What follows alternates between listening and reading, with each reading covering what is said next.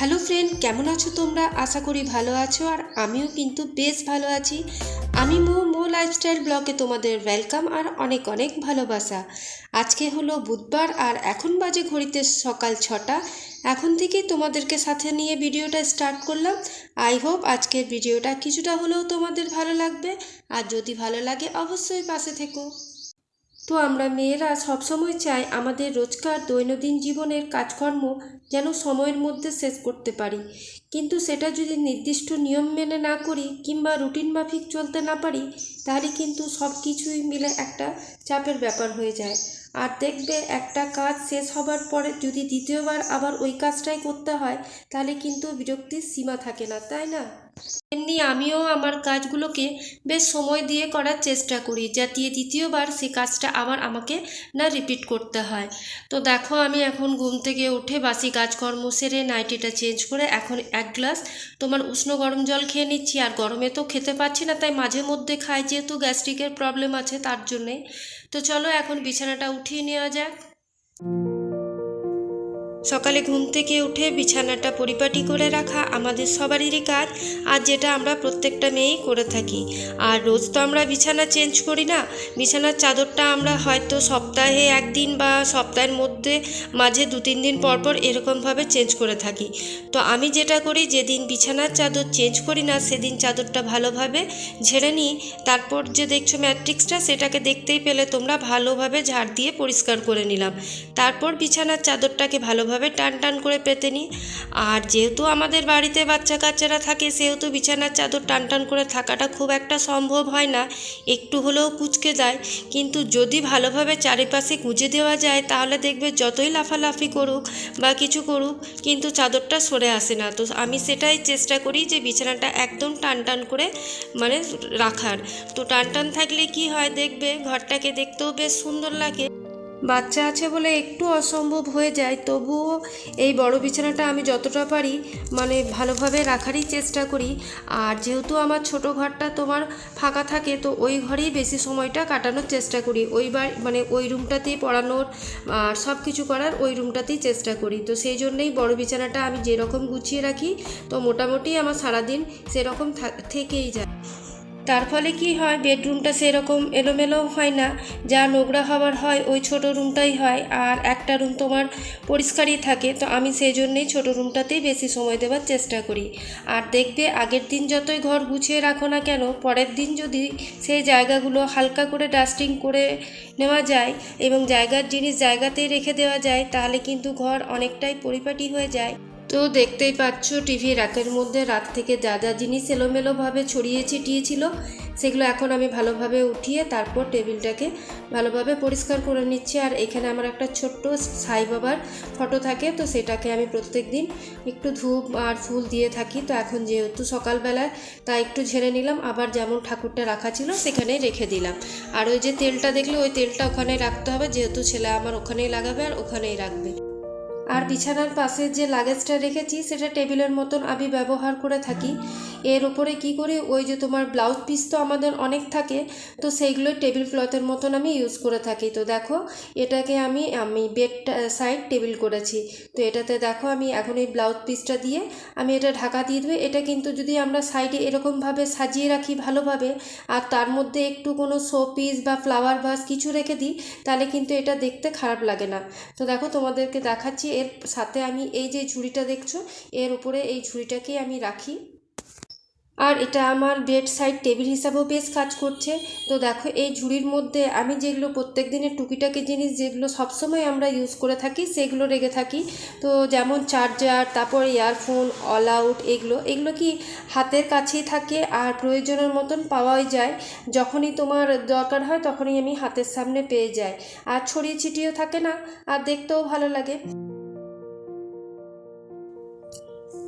এই কাজগুলো কিন্তু আমরা প্রত্যেকেই করে থাকি, আর প্রত্যেকেই করে থাকি। তারপরেও কিন্তু আমাদের মনের মধ্যে মাঝে মাঝে এমন একটা চাপের সৃষ্টি হয়, মানে মনটা অস্থির হয়ে যায় যে কোনটার থেকে শুরু করব আর কোনটা দিয়ে শেষ করব। তো আমার মনে হয় তার জন্যে আমাদের কি করা উচিত, একদিক থেকে শুরু করে অপর দিকে শেষ করা উচিত। তাহলে দেখবে সময়টাও অনেকটা বেঁচে যাবে আর জিনিসপত্রগুলো জায়গার মতো থাকবে, আর ঘরটাও কিন্তু অনেকটাই পরিষ্কার আর পরিপাটি দেখতে লাগবে। তো আমি সেটাই করার চেষ্টা করি। এই যে ড্রেসিং টেবিল এরিয়াটা যতই পরিষ্কার করে রাখি না কেন, সকালে উঠে দেখবে কিছু জিনিস এলোমেলো হয়েই গেছে। আর রাত্রে শুতে যাওয়ার সময় এত কিছু তো ম্যানেজ করে যাওয়া যায় না, কার কী হয় আমি জানি না, তবে আমার পক্ষে সম্ভব নয়। রাত্রেবেলায় রান্নাঘরটাকে ভালোভাবে ক্লিন করে থাকি, আর ডাইনিং এরিয়াটাকে ভালোভাবে প্রত্যেক দিন পরিষ্কার করে নিই। আর শুতে যাওয়ার আগে আমি একটু ঝাড় দেওয়া আমার অভ্যাস, তো সেই ঝাড়টা দিয়ে তারপর আমি নিজে ফ্রেশ হয়ে একবারে বিছানায় ঘুমোতে চলে যাই। আর এই যে দেখতেই পাচ্ছ ড্রেসিং টেবিলটার জিনিসগুলো জায়গার মতো রেখে দিলাম আর একটু করে ডাস্টিং করে নিলাম, তাহলে কি যেটুকু ধুলো বসেছিল সেটাও আমার পরিষ্কার হয়ে গেল।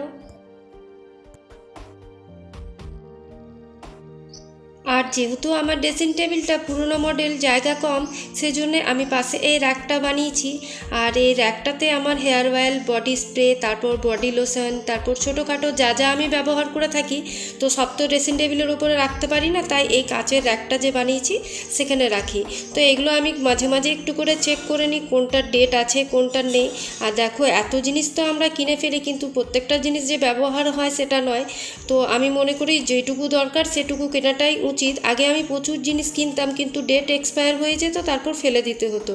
তো তার জন্যে এখন আমি কি করি, যেটুকু জিনিস দরকার হয় সে কটা জিনিসই কিনি, আর বাকি জিনিসগুলো কিন্তু আমি আর নিই না। তো দেখতেই পেলে। আর এখন চলো এই চিরুনিগুলোকে ভালোভাবে পরিষ্কার করে নিই। তো প্রত্যেক সপ্তাহে আমি চিরুনি ধুয়ে নিই, কারণ চিরুনি না ধুলে নোংরাও থাকে আর প্রচুর ড্যান্ড্রফ হয়ে যায়। আর আমাদের তো ড্যান্ড্রফের যাদের সমস্যা আছে তাদের বলার নেই, যদি চিরুনিগুলো নোংরা রাখি তাহলে কিন্তু মাথা ভর্তি ড্যান্ড্রফ হয়ে যায়। আর শীতকালে তো বেশি হয়, গরমকালে যদিও বোঝা যায় না। তো সেই জন্য আমরা কি করি, আমাদের একে অপরের আলাদা আলাদা চিরুনি আছে, আমার আলাদা, দাদা ভাইয়ের আলাদা, ছেলের আলাদা। তো আমরা তিনজনের চিরুনি ব্যবহার করি না, আলাদা আলাদা ব্যবহার করে থাকি। তো আর এদিকে দেখো আমি একটু বডি লোশন নিয়ে তারপর ভালোভাবে চিরুনিগুলো ব্রাশ দিয়ে পরিষ্কার করে নিচ্ছি। আর যেদিন যা পাই সেটা দিয়ে আমি চিরুনি পরিষ্কার করে থাকি। সপ্তাহে কিন্তু আমি একদিন চিরুনি পরিষ্কার করব, কোনো দিন বডি লোশনও দিই, শ্যাম্পুও দিই। আর আমি জানো তো কী করি, মাঝে মাঝে হ্যান্ড ওয়াশ দিয়েও কিন্তু চিরুনিগুলো পরিষ্কার করে নিই। আর চিরুনি সত্যি সপ্তাহে আমাদের পরিষ্কার রাখাটা উচিত।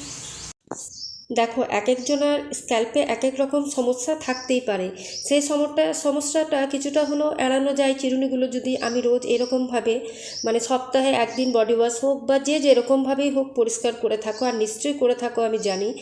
আর মিনিমাম যদি আমরা কিছুটাও হাইজিন আমাদের জীবনে প্রত্যেক দিন ফলো করতে পারি বা করা যায়, তাহলে দেখবে কাজগুলো অনেকটাই সুন্দর হয়ে যায় আর প্রত্যেকটা কাজ কিন্তু অনেকটাই গুরুত্ব পাওয়া যায়।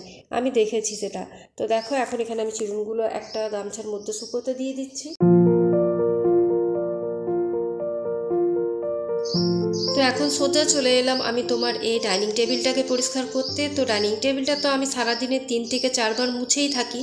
আর এর মাঝখানে কিন্তু আমি দাদা ভাইয়ের টিফিনটা বানিয়ে ফেলেছিলাম, দাদা ভাইকে টিফিন খাইয়ে আমি তোমার ডিউটিও পাঠিয়ে দিয়েছি।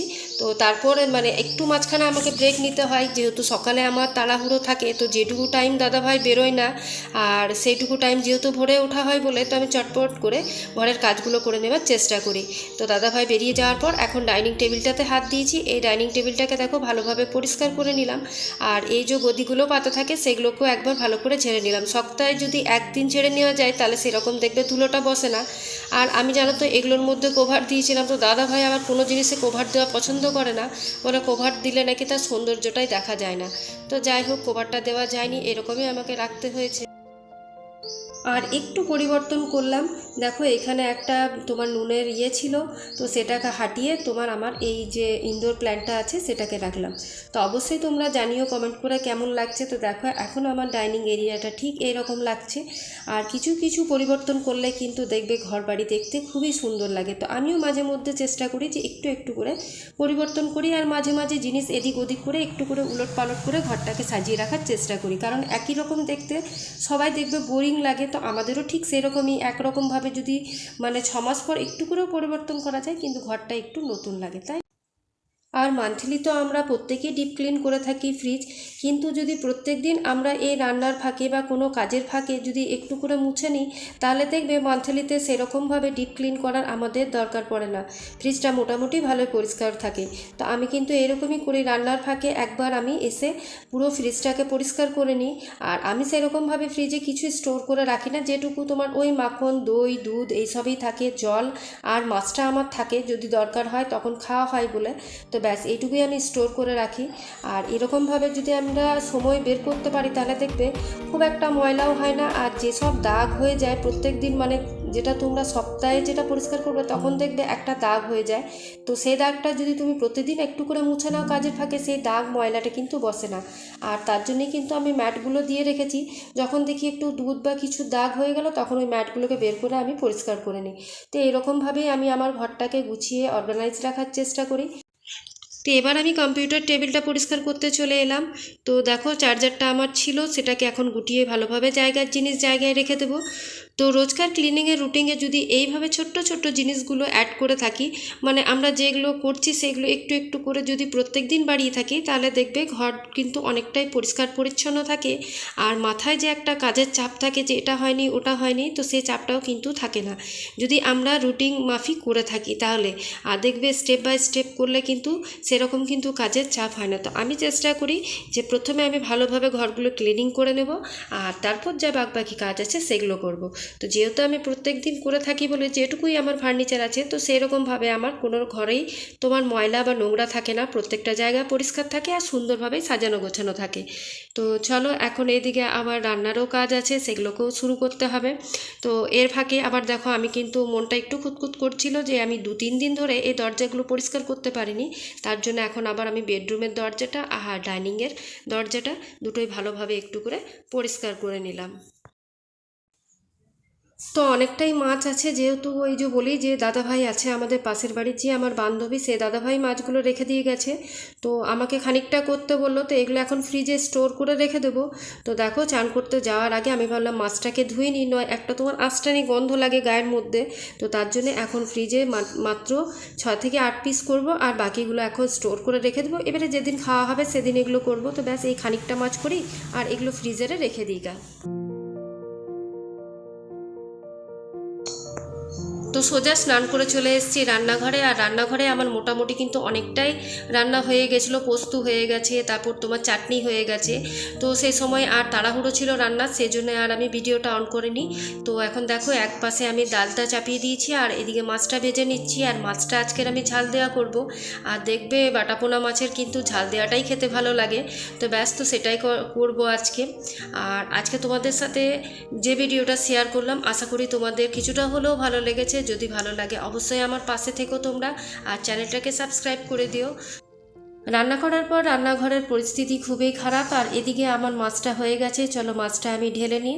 আর যে কোনো ঝাল দিয়া করলে আমি কিন্তু বেশি পরিমাণ করে সরষের তেল দিয়ে থাকি, তো তাই আমি খানিকটা পরিমাণ এখন সরষের তেল এটাতে দিয়ে দেবো। আর সরষের তেল দিলে কিন্তু টেস্টটাও ভালো হয়, আর এটা আমি আমার মায়ের কাছ থেকে শিখেছি।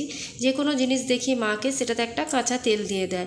তো চলো আজকের ভিডিওটা এখানেই শেষ করছি, কালকে আবার একটা নিউ ব্লগ নিয়ে তোমাদের সাথে দেখা হবে। আজকের মতন এইটুকুই, ভালো থেকো, সুস্থ থেকো, সবাইকে সুস্থ রেখো। আজকের মতন এইটুকুই, টাটা।